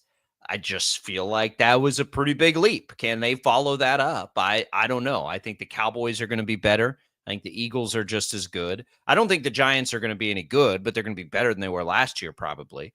So, you know, there's more competition around them. I think their schedule will be more difficult because they finished in second place, because they were a playoff team. I just think I don't think they're winning 12 more games this year. Okay, so I like what they've done this offseason. I don't think that Jaden Daniels is going to regress. I think the Commanders are going to regress. So that's what it is for me. It doesn't have anything to do with the rookie or the second year slump we saw to Stroud, because honestly, Stroud's kind of the outlier there, right? Yeah, Most of the time, so many people are connecting those dots that will look at CJ Stroud. The same thing's going to happen with Jaden Daniels. Why? How do you? Why? I mean, I don't even know how you connect those dots. I don't think I think that's silly, because most of the time with these rookies that have had great rookie years, they have even better second years. When you think about the breakout rookie guys, or let's call them, first year players, right? First year starters. That second year, oftentimes we're seeing look at Bryce Young last year. Look at how much better Bryce Young got last year instead of his rookie year. CJ Stroud's not the only rookie that's had success lately. Bo Nix was really good as a rookie lately. Remember how good Justin Herbert was? He was also really good in his second year. Joe Burrow in his second full year as a starter. Patrick Mahomes in his second full year of a starter. How much better did Jalen Hurts get, for goodness sake? So I Yeah, I think that would be silly to draw it back to CJ Stroud, because that was almost the abnormal, the drop we saw from Stroud. And I think he'll probably bounce back to be a better player this year. But it's not about that for me with Jaden Daniels. I think that his floor is pretty high because of the way he runs. It's more about collectively, can that team that made that big a jump, are they really that good? Like, are they Eagles good? Are they Chiefs, Ravens, Bills good? I don't think that they are. I could be wrong about that. I think they are. I think they are. I think they've got a phenomenal defensive-minded head coach in Dan Quinn. And so you've got a defensive-minded head coach, and the way that those guys play, they take on his identity. I like him a lot, and I like that defensive unit. And then you've got an extremely dynamic playmaker at quarterback with great weapons around him. I think that they'll get McLaurin re-signed. I think the only caveat is, again, how long is he going to be dealing with this ankle, and what does that look like around him? But they've got a lot of talent, and I like them a lot. Do I think that they will? Do I think they'll win the division? It's going to be hard because the Eagles are there, and I don't see the Eagles taking a step back necessarily, but I certainly think that they're a playoff team. Yeah, well, playoff team and a 12-win team that reaches the NFC Championship are a little different. But yeah, we'll find out with them. They're an interesting team, if nothing else. They will be a really fun team to watch next year. Another team, one of the reasons I think that, they'll have two tougher games they had a year ago, the Cowboys will be better because Dak Prescott's back. They've added a little bit to the offense. But Micah Parsons, this situation's a hot dang mess, Tommy. You've got, Jerry Jones and all the things that he's saying. Here was my thought yesterday. You tell me if I'm crazy. I see the Jake Ferguson extension. I absolutely think the Cowboys should trade Micah Parsons. I don't think that, like, when you committed the amount of money that they committed to Dak Prescott, when Micah Parsons wants to go reset the market, which he should want to, and by all accounts does, that's not going to be the reason the Cowboys win or lose a Super Bowl. I just don't think that paying Micah Parsons $42 million a year makes any sense at all for the Cowboys, who must ensure that Dak Prescott is in the absolute perfect situation to help them win. I just don't think it's worth it. And if you talk about putting a player on the market, can you remember a non-quarterback that would ever be as valuable as Micah Parsons would be in a trade? I mean, he would be, not only would you have $45 million to spend on other players next year, you're talking about as valuable a piece on the market as I could ever remember. I mean, this is not a knock on Micah Parsons whatsoever. No, it's not a knock on myself. No, what I'm about to say is not a knock on Micah Parsons whatsoever. I'm having a really hard time thinking which team is going to be willing to give up the world to get Micah Parsons and then sign him for the amount of money that he's due. What team out there is going to do that? If I was X team, I would do that. The Bills for sure. Okay. I would do it if I were the Bills. To give up a massive haul. Yes. To bring in Micah Parsons, to push it all in, and then sign him. Yes. For $40 million a year. Here's if I was a team that was close and had a great quarterback, I'd be willing to do it, because the truly elite quarterbacks are going to be good whether they're in a perfect situation or not, right? Josh Allen would fall in that camp. Lamar Jackson would fall in that camp. If I was a team that has been that close for that long, and I had some cap space, which makes it like, the Bengals can't go do that. They've got their own guy to try to figure out. But if I know I've got a quarterback that's going to be able to get it done either way, I would absolutely do that. What's more valuable to the Bills? A first and a third round pick, or Micah Parsons potentially on that defense? I don't think the Cowboys are in that position, because I don't think Dak Prescott's good enough to just be great on his own. He's a good quarterback. He's a really good quarterback when he's in a really good situation. So for me, like, if I'm the Cowboys, which are an S show all the time with all the nonsense that they make these things so much more complicated and dramatic than they need to be, I would rather spend that money to make sure that Dak is in the best position that he can be in to be the most successful. Whether that's making sure this offensive line is in good shape, extending those players, maybe trying to invest in a running back a little bit. Like those are the kinds of things I think the only path that the Cowboys have, and this is their own fault for giving Dak another big deal. Their only path is for him to be great. And in order to do that, they have to invest in that. If you pay that kind of money then and turn around to Parsons, that's not one of the situations to me where that makes any sense at all. I don't think they're close enough to invest that kind of money in the defensive end. It's like the Steelers with TJ Watt. TJ Watt's not winning the Steelers a Super Bowl. He's just not. And so now Jerry Jones's problem is he should have done the Micah Parsons deal a year ago or 2 years ago, where it doesn't cost you $42 million, maybe it costs you $35 million, right? But now the market's been reset 3 times recently, and it's probably going to be a 4th with Hendrickson. So now it's like that does, like, at some point, like, it doesn't make any sense for the Cowboys to do that. Plus, he and Jerry Jones don't like each other. And plus, if Jerry Jones can't quit talking and being a distraction, you can't also have Micah Parsons constantly talking and being a distraction, which he is. And I love Micah Parsons, but he talks a lot. And like at some point, it's just like it's too much. They should, in my opinion, they should trade him. I loved what Stephen Jones said over the weekend about how, really what the fans say doesn't really change anything for them. With all the backlash and criticism about what the Cowboys are going to do or not do, and the words from Jerry Jones, and Stephen Jones says, what the fans say doesn't really impact us, and that they want to get Micah Parsons paid. But then he goes on to say, Micah has got to want to be paid. Like, of course Micah wants to be paid. What are you talking about? Micah's got to want to be paid. I don't know. Of course he wants to be paid. I don't know. What? Like they're just like these silly games that they play are just not necessary. And normally we don't see it as much out of Stephen Jones. He's usually pretty level-headed. But it's like they don't, it's not going to work. It's not going to work. He's a great player. He is as good as anybody through this point of his career. Go run his numbers up through his first 4 years against any of these top guys. He's right there with any of them or higher. But it just doesn't seem like the right fit where he is. So just go get it done. Now, they could just say, play this year, and then they'll put him on a franchise tag, and maybe he plays, and they can get a couple more years out of him, and they can take their shot that way. But it seems like it's just delaying the inevitable. They don't want to pay him. They're paying everybody else around him. And so then don't. Go trade him. The Bengals, on the other hand, Tommy, I think, are in a different situation.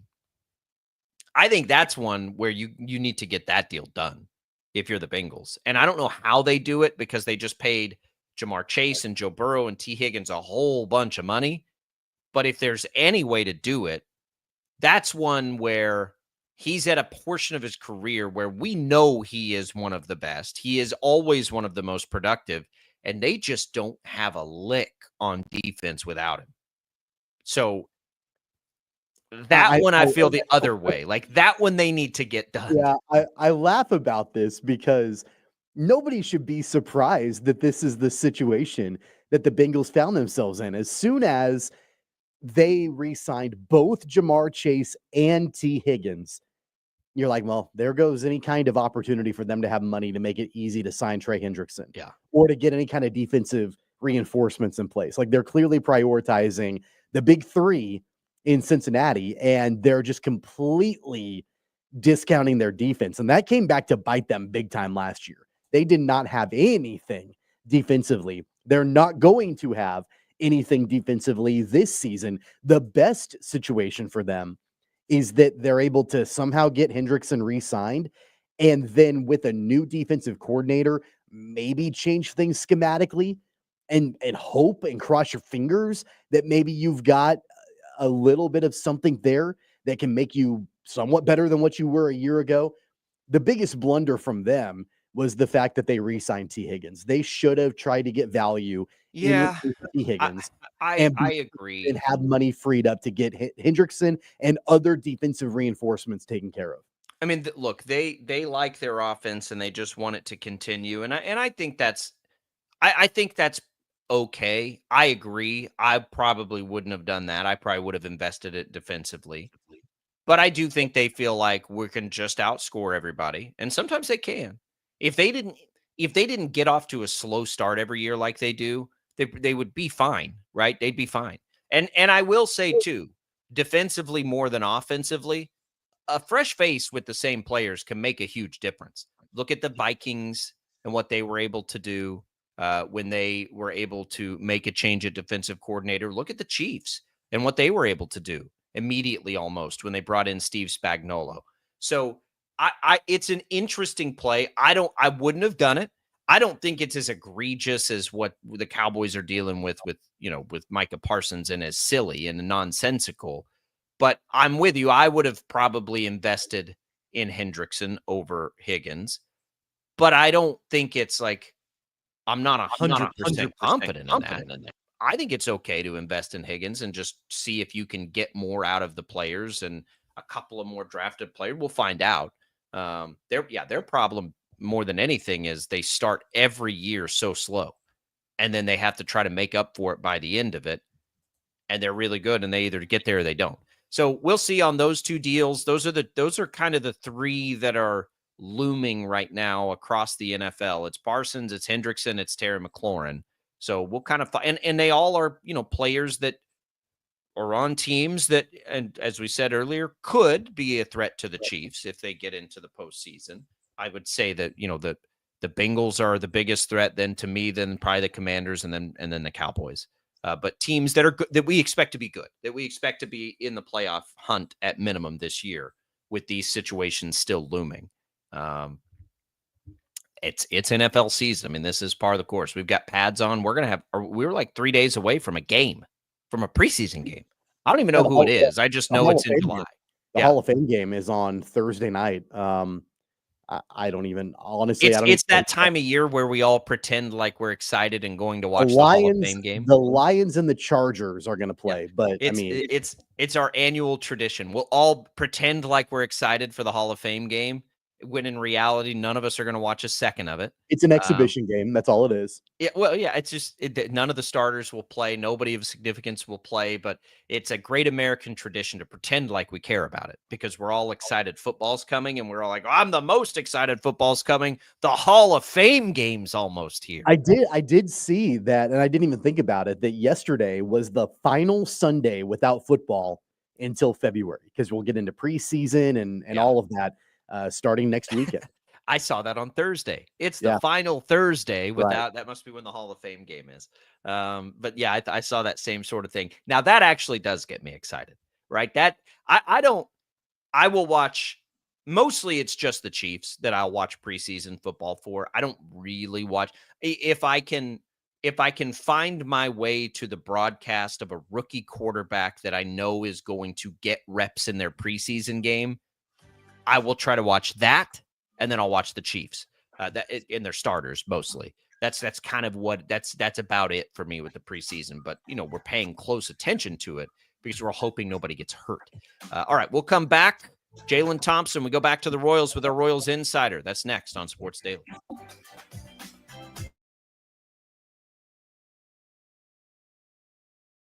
Lightning, hail, tornadoes, flooding. It's the worst of severe weather, and it's coming. Spring brings warmer temperatures, but also dangerous weather conditions. Stay up to date day or night with the Storm Team 12 weather app. You'll get accurate forecasts, so you can plan ahead and stay safe, no matter the weather. Download the Storm Team 12 weather app, brought to you by Stutzman's Greenhouse. The future of television has arrived.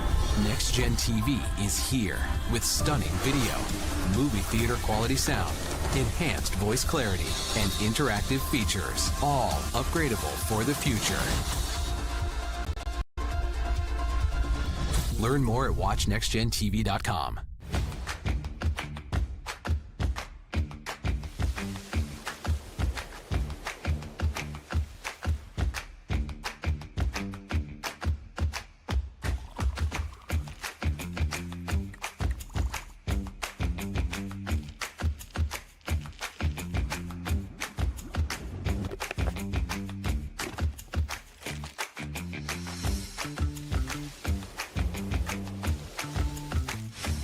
the canvas of our imagination. They tell a story. Clouds affect the events of your day. Sometimes they growl, sometimes they inspire, but they're always the messengers of nature's mood, written in the sky. Storm Team 12 understands the language of clouds. We're dedicated to decoding their message so you know what to expect. Behind every cloud, there is a story waiting to be told. Trust Ross Jansen and Storm Team 12, alerting you first to the impact on your life. This is Rich Eisen. Check out The Rich Eisen Show, 11 until 2 on Wichita's #1 sports station, Kansas Fan Headquarters, 97.5 and 1240 KFH.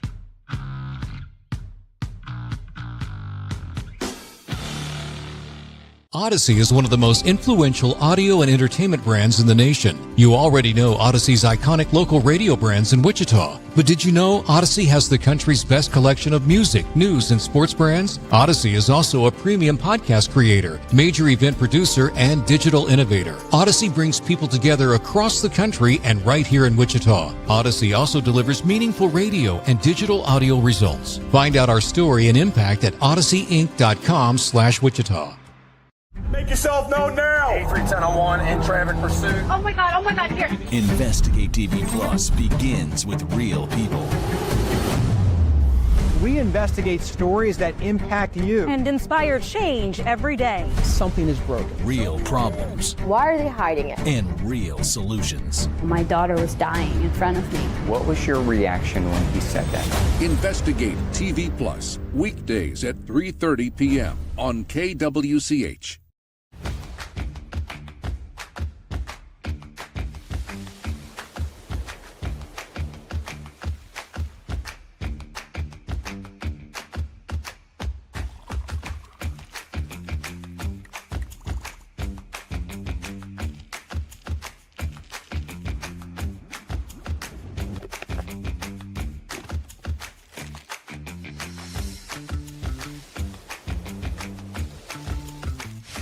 Hey, Wichita, Jim Rome here. Celebrating over 25 years as the #1 midday sports talk show on Wichita Radio. Find out why. Tune into the jungle weekdays 11 until 2 on 97.5 and 1240 KFH.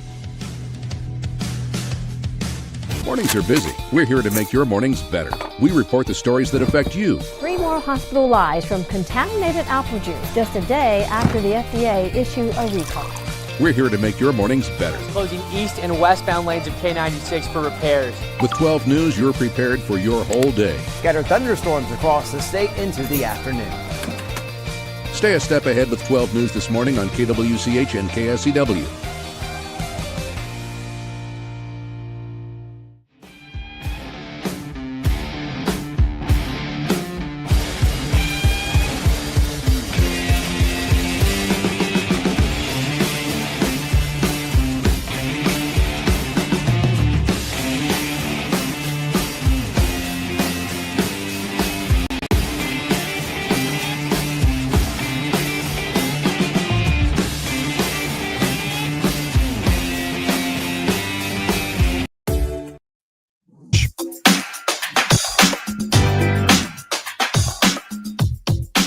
And now, digging deeper with the teams you follow, it's another Sports Daily Insider interview on KFH.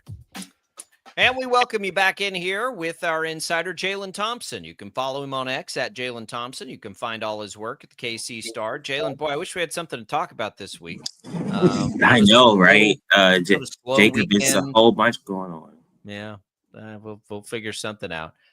It was an insane weekend. Not just from the baseball, but from the flurry of injuries, from the flurry of news with the roster, the trades. But I think it all starts with Seth Lugo. The big news of yesterday, they get the extension done. It's been at least a month or probably more that we have talked about his future. And this one caveat of, well, what if they've already started having conversations about him potentially staying? Because if that's happening, then no, we don't want him to trade Seth Lugo. Well, apparently it was. What is it and how did that go? Have you heard yet? Like, why was it that they were able to get that deal done at such an unconventional time? We don't normally see things like this, but man, it's a great situation for the Royals. I think it's a mix of things, Jacob. Looking at where the Royals are right now with their starting pitching, they have 3 starters on the injured list: Cole Ragans, Michael Lorenzen, and now Chris Bubich. Also, coupled with the fact that Royals general manager JJ Piccolo basically said that if you're going to move Seth Lugo, you better have someone that you can get a significant return for, or someone that you can fill in his shoes. And I don't think that the Royals were going to be able to find that on the open market.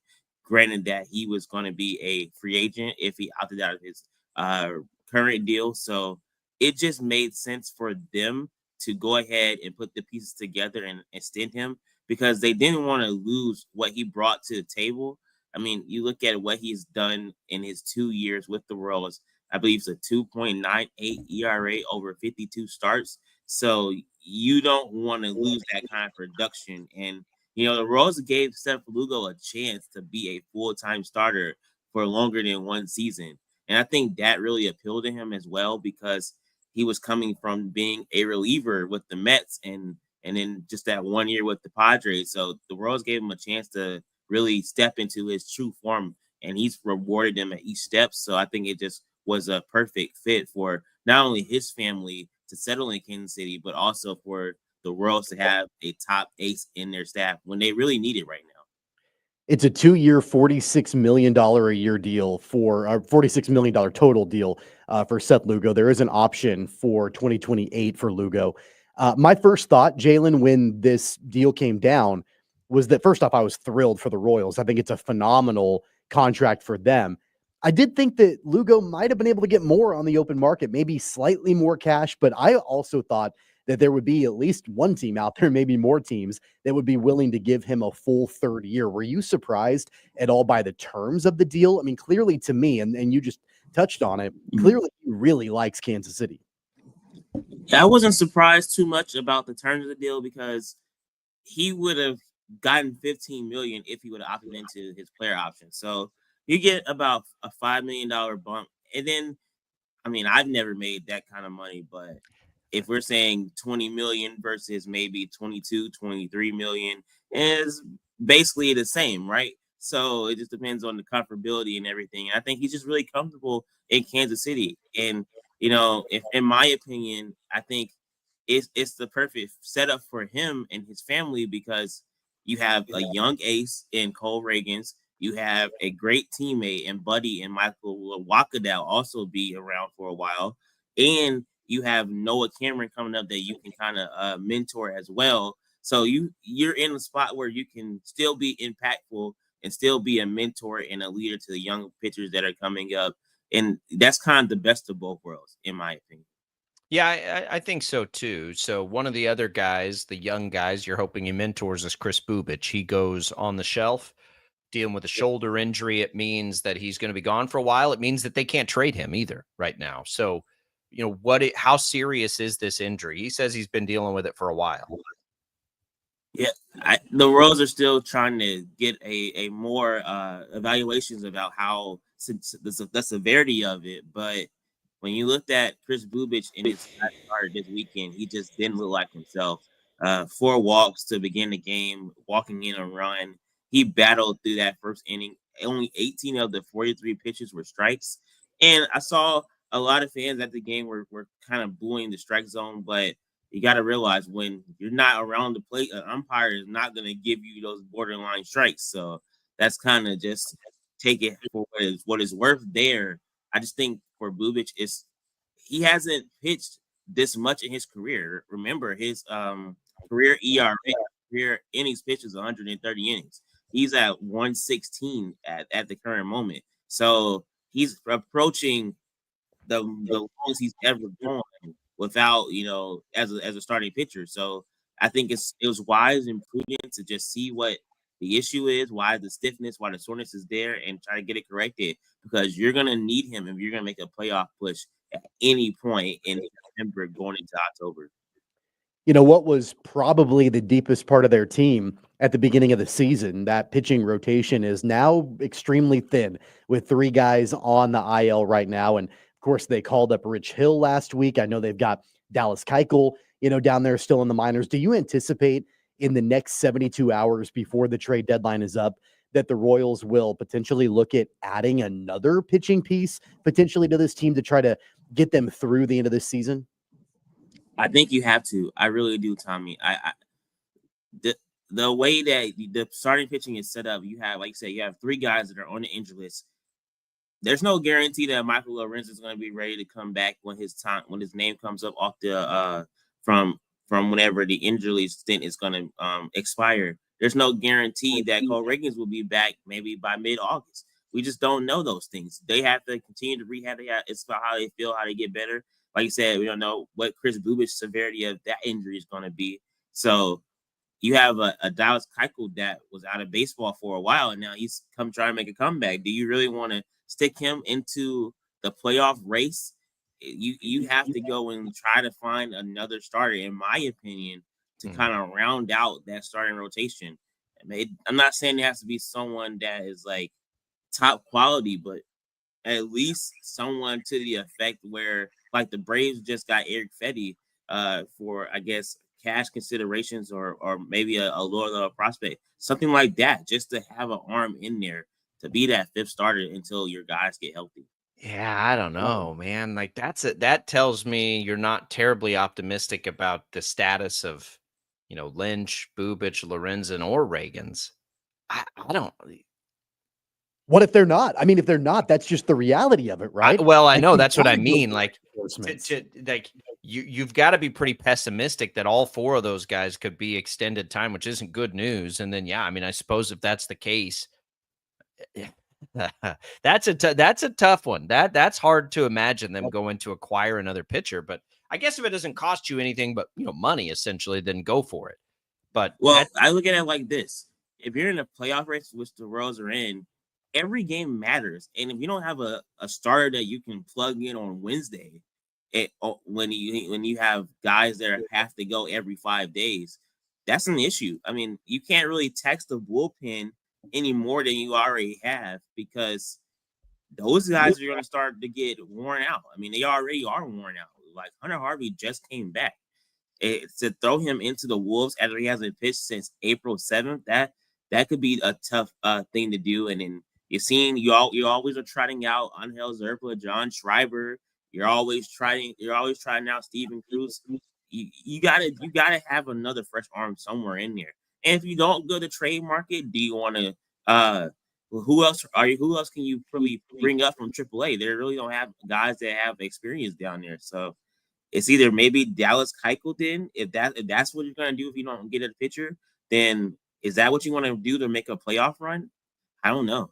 It's the Lorenzen, because right now they have, if Lorenzen comes back, that gives you 5 again with Rich Hill, right? Like that's the one. Obliques are a tricky thing. I mean, yeah, man, to go from illness to an oblique, that's tough. And then before we let you go, real quick, Jaylon, what do you think about the addition of Grichuk and is the offense done, you think, at the deadline with that move?